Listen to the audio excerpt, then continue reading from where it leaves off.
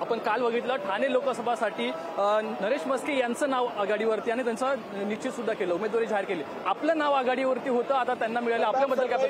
त्या निवडणूक ठाणे लोकसभेसाठी कधीही इच्छुक नव्हते, परंतु शेवटी त्या भागातला मी आमदार आहे.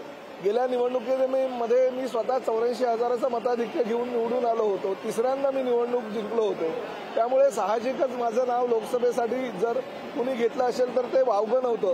परंतु एका सर्वसामान्य कार्यकर्त्यांना, एका सर्वसामान्य दिघे साहेबांच्या अनुयायाला मुख्यमंत्री एकनाथ शिंदे साहेबांनी उमेदवारी दिली आणि गेल्या निवडणुकीमध्ये शिवसेनेच्या उमेदवाराला ज्या पद्धतीने 4,12,000 मतांना आम्ही निवडून आणलं होतं, त्यापेक्षा जास्त मताधिक्यानं निवडून आणण्याचा आमचा मानस आहे नरेश म्हस्केंना. सर, आपण या ठिकाणचं गणित पाहिलं तर कल्याणमध्ये शिवसेना विरुद्ध शिवसेना आणि ठाण्यामध्ये सुद्धा शिवसेना विरुद्ध शिवसेना दोन्ही ठिकाणी विद्यमान खासदार आहेत. कसं बघता? मोठं आव्हान खरं तर आहे ठाण्यामध्ये तुम्हाला. नाही, ठाण्यामध्ये बघा आव्हान तसं बघायला गेलं तर निवडणुकीमध्ये प्रत्येक उमेदवाराला हे असतं. आमचा प्रयत्न राहील विजयाची रॅली ही किती जास्त मताधिक्यानं काढायची आणि त्यात आम्ही गेल्या निवडणुकीमध्ये 4,12,000चं मताधिक्य होतं. या निवडणुकीमध्ये जास्तीत जास्त मताधिक्य घेऊन आम्हाला आमच्या नरेश म्हस्केंना निवडून आणायचं. एकूणच उमेदवारी जाहीर करण्यामध्ये उशीर झाला, त्यामुळे कुठेतरी कमी दिवस मिळतात असं वाटतं. महायुतीचा उमेदवार आहे नरेश म्हस्केंना. नवी मुंबई, मीरा भाईंदर आणि ठाण्यामध्ये सर्वसामान्य लोक ओळखतात, शिवसैनिक ओळखतात. त्यामुळे आम्हाला काही अनोळखी उमेदवार एकदा आम्ही दिला नाही. ते आमचे जिल्हा प्रमुख आहेत आणि त्या माध्यमातून सगळ्यांचा त्यांचा परिचय आहे.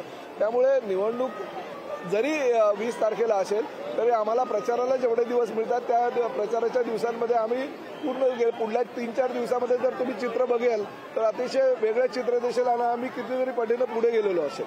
शेवटचा प्रश्न घेतो. महायुतीला या ठिकाणी बडे बडे नेते उतरावे लागतात, असा परिस्थिती येणं ही पहिल्यांदाच घडलेलं आहे. त्यामुळे कुठेतरी वैशाली दरेकर असेल, महाविकास आघाडीचं या ठिकाणी आव्हान तुम्हाला वाटतंय का? नाही, बघा श्रीकांत ज्या पद्धतीनं त्यांनी खासदार म्हणून 2 टर्म काम केलेलं आहे. मी ह्याच डोंबिवलीचा रहिवासी होतो. माझं लहानपण ह्या डोंबिवलीमध्ये गेलेलं आहे. मागच्या जोशी शाळेमध्ये, सवा जोशी विद्यालयामध्ये माझं शिक्षण झालेलं आहे. त्यामुळे मी डोंबिवलीशी परिचित आहे.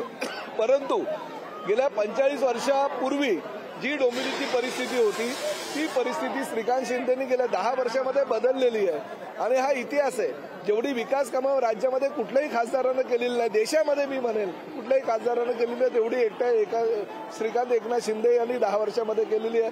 त्यामुळे मला त्याचा अभिमान आहे की तो आमच्या पक्षाचा खासदार आहे. पण किती लीड दोन्ही मतदारसंघामध्ये, ठाणे असेल कल्याण असेल? बघा, ठाण्यामध्ये 4,12,000चं जे गेल्या वेळेचं मताधिक्य ते मोडायचंय आणि कल्याणला श्रीकांत शिंदे 5 लाखापेक्षा जास्त मताधिक्याने निवडून येतील. नक्कीच सर, धन्यवाद. आपण बातचीत केल्याबद्दल. आपण बघतोय मोठ्या लीडमध्ये या ठिकाणी निवडून यायचं ध्येय हे खरं तर महायुती सरकारचं आहे, महायुतीचं आहे. मात्र किती लीड मिळते हेच पाहणं महत्त्वाचं ठरणार आहे. कॅमेरा पर्सन लालचंदसह स्वप्नील जाधव, लोकशाही मराठी, डोंबिवली.